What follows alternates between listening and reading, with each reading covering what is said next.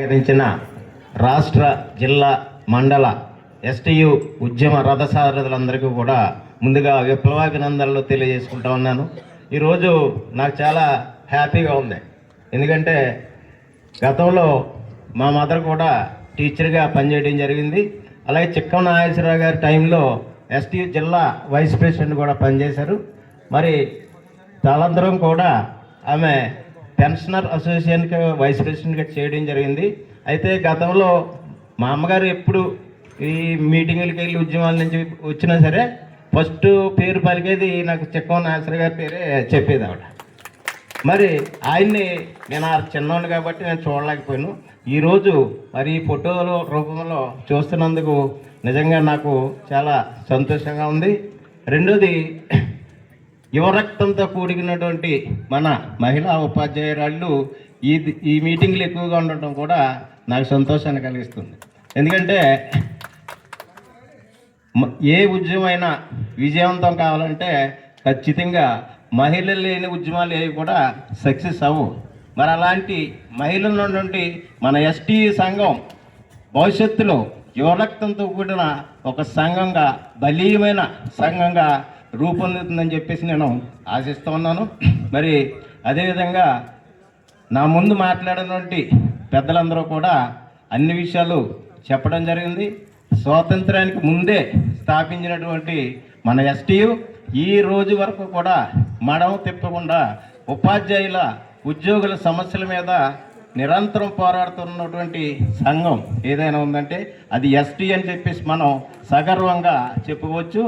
మరి అంతేకాకుండా ఈ పాలకులు అనుసరిస్తున్నటువంటి విద్యారంగ వ్యతిరేక విధానాలు, ముఖ్యంగా ప్రభుత్వ రంగంలో ఉన్నటువంటి విద్యా సంస్థల్ని మరి కాపాడడంలో, అభివృద్ధి చేయడంలో ఘోరంగా విఫలమవుతున్నాయి.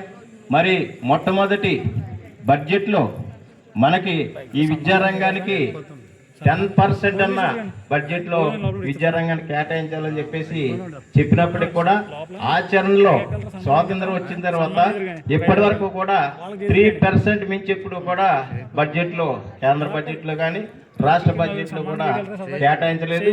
మరి ఈ బడ్జెట్ లేకపోవటం వల్లే ఈ ప్రభుత్వ రంగంలో ఉన్నటువంటి స్కూల్స్ కానీ లేదా భవనాలు కానీ అవి కూలిపోయే పరిస్థితి, శిథిలాత్మక పరిస్థితి. మరి ఏదో అప్పుడప్పుడు బెల్లం మొక్క పెట్టినట్టుగా ఆ నాడు నేడనే ఏదో జిల్లాకు 1-2 మరి ఈ భవనాలు ఇచ్చి నిర్మాణం చేస్తున్నారు తప్ప పూర్తిగా ఈ ప్రభుత్వ రంగంలో ఉన్నటువంటి విద్యా రంగాన్ని, వ్యవస్థను కాపాడటం లేదనేది మనందరికీ తెలిసిన విషయమే. అయితే ఎన్నికల ముందు ప్రతి రాజకీయ నాయకుడు కూడా అనేక వాగ్దానాలు చేస్తూ ఉంటారు. ముఖ్యంగా సిపిఎస్ గురించి మాట్లాడారు. నేను అధికారంలోకి వచ్చిన వారం రోజుల్లో ఈ సమస్య పరిష్కృతాలని చెప్పినటువంటి మరి పాలకులు 5 సంవత్సరాలు అయిపోయింది, ఇంటికి వెళ్ళిపోరు తప్ప ఈ సమస్యని ఇంతవరకు కూడా పరిష్కారం చేయలేదు. అదేవిధంగా ఇటీవల 18 నెలల పాటు పరిపాలిస్తున్నటువంటి పాలకులు ఇప్పుడు మన ఉద్యోగులు, ఉపాధ్యాయులు లేదా ప్రజలు ఎదుర్కొంటున్నటువంటి సమస్యల్ని పట్టించుకోకుండా కేవలం కార్పొరేట్ శక్తులకు ఊడిగం చేసే విధానాలు అమలుస్తున్నారు. ముఖ్యంగా దానికి ముందు మాట్లాడినటువంటి పెద్దలు ఏదైతే ఉందో పీపీపీ విధానం, పబ్లిక్ ప్రైవేట్ పార్ట్నర్షిప్లో ఈ ప్రభుత్వ రంగ మెడికల్ కళాశాలన్నీ కూడా ఈ ప్రైవేట్ వ్యక్తులకు దారాదత్తం చేసేటువంటి ఆలోచన చేస్తోంది. మరి పేద మధ్యతరగతి కుటుంబాలకు లేదా విద్యార్థులకు ఈ మెడికల్ విద్యను అందుబాటులోకి లేకుండా చేసేటువంటి దుర్మార్గమైనటువంటి ఈ చర్యను మొట్టమొదటగా భారత కమ్యూనిస్ట్ పార్టీ మరి ఖండించి ఊరుకోకుండా ఈ రాష్ట్రంలో పెద్ద ఎత్తున పోరాటాలు చేసి గలం విప్పిందంటే మరిది మన బడుగు బలహీన వర్గాలు, మధ్యతరగతి ప్రజల శ్రేయస్సును దృష్టిలో పెట్టుకుని ఈ పోరాటాలు నిర్వహిస్తున్నాం. మరి ఈ పీపీపీ విధానం పూర్తిగా వైఫల్యం చెందింది. దీనికి ఉదాహరణే మరి మీరందరూ కూడా హైదరాబాద్లో మెట్రో రైళ్ళు ఎక్కుంటారు. ఆ మెట్రో రైలు కూడా ఈ పీపీపీ విధానంలో దాన్ని కట్టడం జరిగింది, నడపడం జరుగుతుంది. ఎల్ఎన్టీ కంపెనీతో ఈ ప్రభుత్వాలు ఒప్పందం చేసుకున్నాయి. కానీ 5,500 కోట్లకి ఒప్పందం చేసుకున్నట్టు ఈ కంపెనీ మధ్యలోనే వైదొలిగి వెళ్ళిపోయింది. మరి దీనికి బాధ్యత ఎవరు వస్తారు అంటే, ప్రైవేట్ రంగంలో కనుక మనం ఏదన్నా చేస్తే వాళ్ళకి లాభాలు ధనార్జన తప్ప ప్రజల శ్రేయస్సు కానీ మరి సమాజ శ్రేయస్సు కానీ ఉండదనేది దీనికి ఉదాహరణ. ఆ ఎల్ఎన్టీ కంపెనీ చివరిగా 2,000 కోట్లు పట్టుకుని వెళ్ళిపోవడం జరిగింది. మరి దాన్ని ఎవరు కొనసాగిస్తారు? కాబట్టి దానివలన మనం నష్టపోతాం. మరి అంతేకాకుండా ఇంకా నేటికి ఈ దేశంలో 40% పేదరికం ఉంది. మనం 4 పూట్ల 3 పూట్ల అన్నం తింటున్నాం, లేకపోతే ఇది అనుకుంటున్నారు తప్ప చాలా ఏరియాల్లో కూలీలు కానీ వీళ్ళందరూ కూడా ఉద్యోగాలు లేనటువంటి వారు పొట్ట చేత పట్టుకుని ఏదో ఢిల్లీ, హైదరాబాదు, లేకపోతే బొంబాయి, కేరళ వంటి ప్రదేశాలకు వెళ్ళిపోయి ఇక్కడ కూలి కూడా లేని పరిస్థితుల్లో అక్కడ హోటల్లో కాఫీ కప్పులు లేకపోతే ఈ ప్లేట్లు తీసి బతుకుతున్నటువంటి దుర్భర పరిస్థితులు నేటికి కొనసాగుతున్నాయి. మరి ఇటీవల కాలంలో ఏ ప్రభుత్వం అధికారంలోకి వచ్చినా కూడా ప్రజా సమస్యలను పట్టించుకోకుండా గాలికి వదిలేసి వాళ్ళ యొక్క లేదంటే వాళ్ళ బలపరిచేటువంటి కార్పొరేట్ శక్తుల్ని బలపరుస్తున్నాయి. ముఖ్యంగా మనం వేలాది కోట్ల రూపాయలను కొంతమంది కార్పొరేట్లు బ్యాంకులను మోసం చేసి ఆ డబ్బులన్నీ కూడా కాజేసి విదేశాలకు పారిపోయి మరి హ్యాపీగా ఎంజాయ్ చేస్తూ ఉన్నారు. మరి మన సొమ్ము, మనం బ్యాంకులో దాచుకున్నటువంటి సొమ్ము మరి ఇటీవల ఎల్ఐసిలో ఉన్నటువంటి 32,000 కోట్ల రూపాయలను అదానీ సంస్థకి మరి ఆయన ఇవ్వటం జరిగింది. ఈయన ఎవరిని అడిగిచ్చారండి మన సొమ్ములు? ఎల్ఐసిలో దాచుకున్న డబ్బులు ఎవరి? మనయే కదా, ప్రజలే.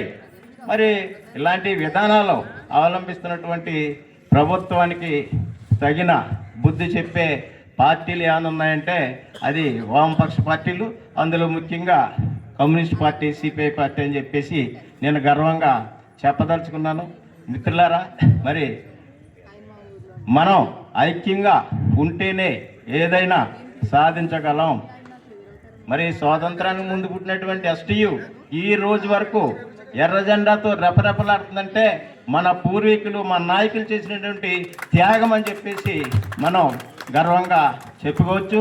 వాళ్ళ చేసిన త్యాగాల పునాది మీద ఈరోజు మన ఎస్టీ సంఘం ముందుకెళ్తుంది.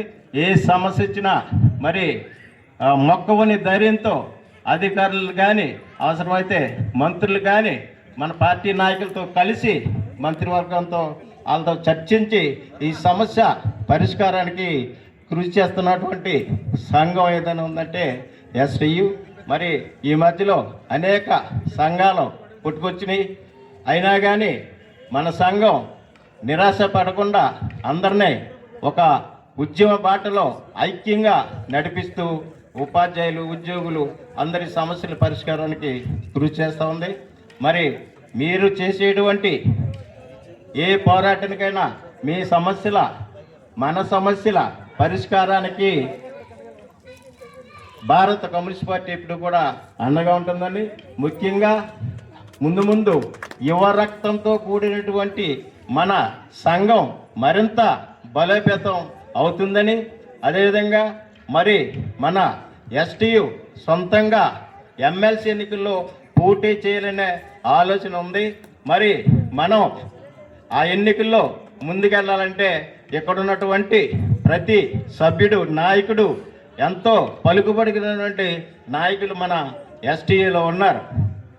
కాబట్టి మనం ఎన్నికలకి వెళ్ళాలంటే మనందరినీ కలుపుకొని ముందుకెళ్ళాల్సిన బాధ్యత ఉంది. మరి సంఘాల్లో చిన్న చిన్న పొరపచ్చలు జరుగుతూ ఉంటాయి. వాటిలన్నీ సవరించుకుని మరి సమన్వయం చేసుకుని మనమందరం కూడా ముందుకెళ్దాం. మరి దీనికి ఉదాహరణే మొన్న ముక్తేశ్వరంలో జరిగినటువంటి ఎస్టీయు జిల్లా కౌన్సిల్ సమావేశం ఎప్పుడూ జరగనటువంటి రీతిలో చాలా విజయవంతంగా, సామరస్యంగా, సానుకూలంగా జరిగిందని చెప్పేసి అభిప్రాయం రావడం జరిగింది. మరి ఆ రోజు శివప్రసాద్ గారు కూడా చెప్పారు, ఎప్పుడూ కూడా మాకు అర్ధరాత్రి అయిపోయేది 1 గంట 2 అయిపోయేదని టైము. కానీ ఈరోజు 6 గంటల 40 నిమిషాలకి నూతన కౌన్సిల్ని మరి బాధ్యతల్ని ప్రకటించడం జరిగింది అని చెప్పడం జరిగింది. చాలా సంతోషం. ఇంక రెండోది, మరి మన జిల్లా బాధ్యతల్లో గతంలో అంటే ఈ బాడీకి ముందు పనిచేసినటువంటి కొంతమంది చాలా బ్రాడ్ మైండ్తో ఆలోచించి మరి యువకుల్ని ప్రోత్సహించాలి. మన ఎస్టీ సంఘంలో కొత్త పాత నాయకత్వంతో పాటు వారి సీనియర్స్ గైడెన్స్ తీసుకుని కొత్త వారిని ప్రోత్సహించాలనే ఉద్దేశంతో మరి పల్లంరాజు గారు కూడా ఆయన చాలా బ్రాడ్గా ఆలోచించి పార్టీ సబ్ కమిటీ నిర్ణయానికి కట్టుబడి పనిచేయడం జరిగింది.